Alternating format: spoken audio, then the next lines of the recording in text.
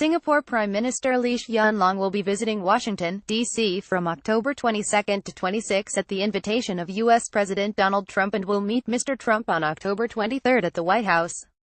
PM Lee's official working visit to the U.S. and his meeting with President Trump at the White House are of exceptional significance not only because of the current strategic dynamics of the Asia-Pacific, but also because Mr. Lee Kuan Yew made the first visit to the U.S. by a Singapore Prime Minister during this same period 50 years ago, from October 16 to 27, 1967, a changed world. The world was very different 50 years ago when the late Mr. Lee made his visit to the U.S. In 1967, the U.S. was embroiled in the Vietnam War, Britain had announced plans to withdraw troops from Southeast Asia, and Singapore was newly independent.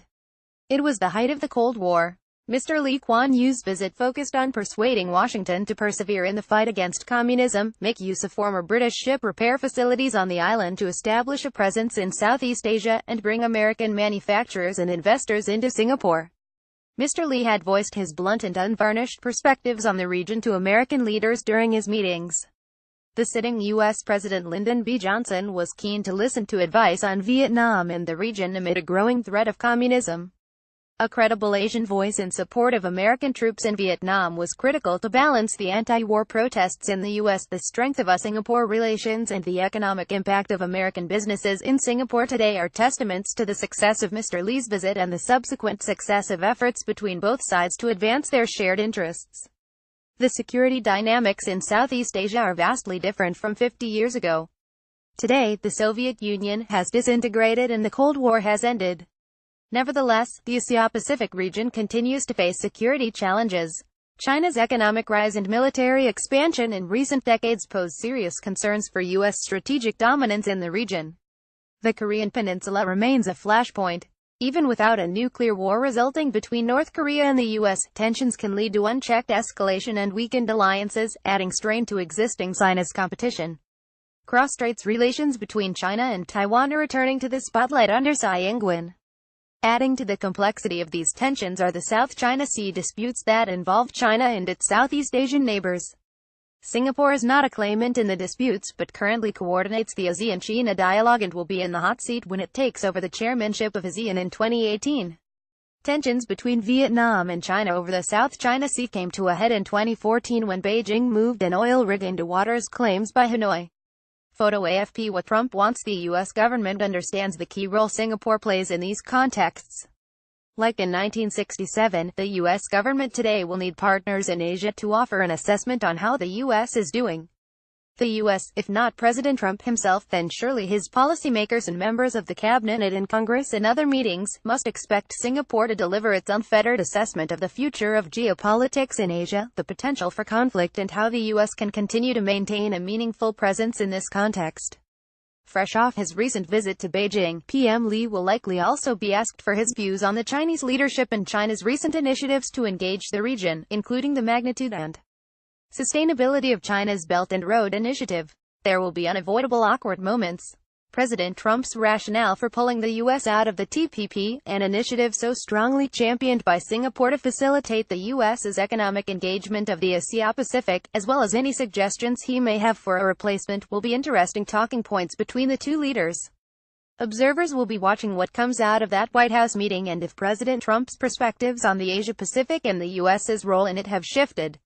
We can at least expect President Trump to make some positive statements, through tweets or otherwise, about Singapore's chairmanship of ASEAN and U.S. engagement of the region.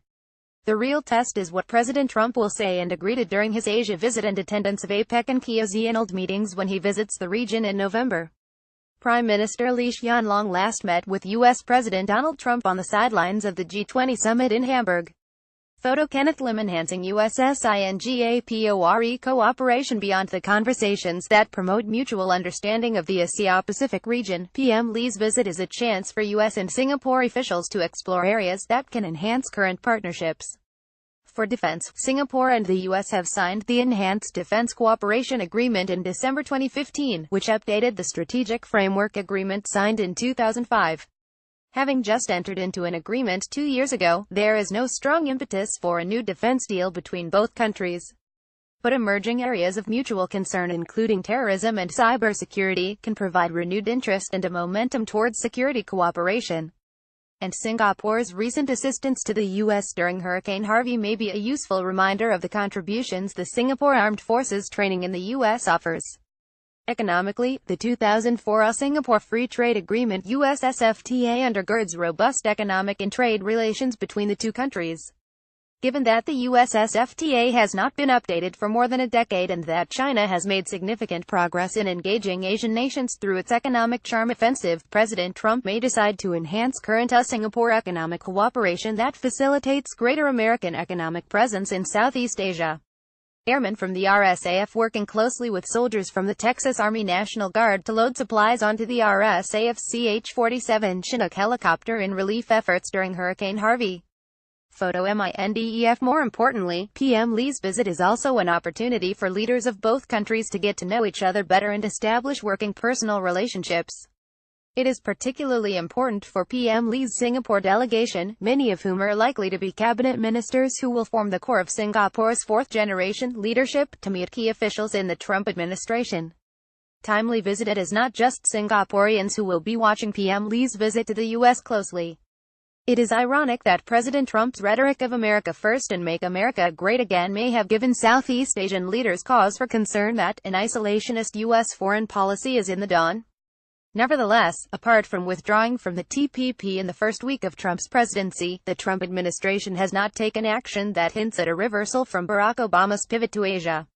PM Lee's timely visit to Washington is an opportunity to provide a voice for the logic and imperative of a strong U.S. commitment to this region, and enhance Singapore's partnerships with the U.S. Daniel Chua Wei Boon is assistant professor at the S. Rajaratnam School of Singapore and is author of the newly published book, US-Singapore Relations, 19,651,975 Strategic Non-Alignment in the Cold War.